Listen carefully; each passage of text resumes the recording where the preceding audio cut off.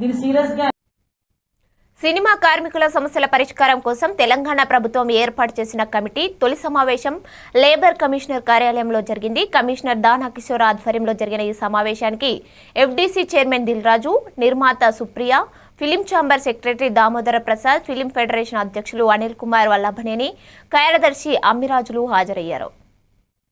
Joint commissioner గారు గంగాధర్ గారు చెప్పినట్టు 2 months క్రితం స్ట్రైక్ అయినప్పుడు గవర్నమెంట్ నుంచి అగ్రిమెంట్స్ అయిన తర్వాత గవర్నమెంట్ ఒక కమిటీని ఏదైతే ఫామ్ చేసిందో ఆ కమిటీ ఈరోజు మేము కలవడం జరిగింది.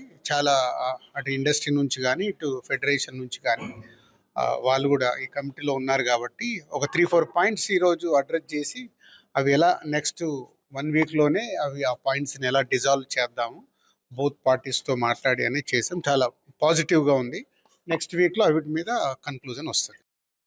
జాయింట్ కమిషనర్ గారు గంగాధర్ గారు చెప్పినట్టు 2 months క్రితం స్ట్రైక్ అయినప్పుడు గవర్నమెంట్ నుంచి అగ్రిమెంట్స్ అయిన తర్వాత గవర్నమెంట్ ఒక కమిటీని ఏదైతే ఫామ్ చేసిందో ఆ కమిటీ ఈరోజు మేము కలవడం జరిగింది. చాలా అటు ఇండస్ట్రీ నుంచి కానీ ఇటు ఫెడరేషన్ నుంచి కానీ వాళ్ళు కూడా ఈ కమిటీలో ఉన్నారు కాబట్టి ఒక 3-4 పాయింట్స్ ఈరోజు అడ్రస్ చేసి అవి ఎలా నెక్స్ట్ 1 weekలోనే ఆ పాయింట్స్ని ఎలా డిజాల్వ్ చేద్దాము బోత్ పార్టీస్తో మాట్లాడి అనేది చేసాం. చాలా పాజిటివ్గా ఉంది.